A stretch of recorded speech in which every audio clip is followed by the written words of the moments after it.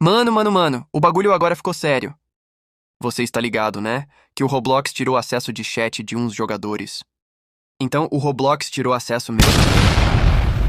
O Roblox só fez piorar a situação.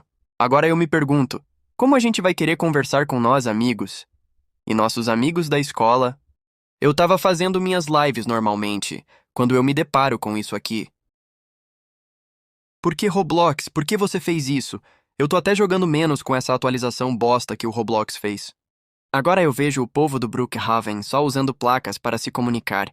Eu sei, galera, que isso ir pra segurança do Roblox, mas tipo, eu não imaginava que seria tão ruim assim, foi tudo tão de repente. Agora, para você poder usar o chat de novo, você terá que confirmar sua verificação de idade. Isso vai ser por meio do seu rosto. Então eu espero muito que o Roblox ajeite isso. Porque tem muita gente indignada com isso, por favor.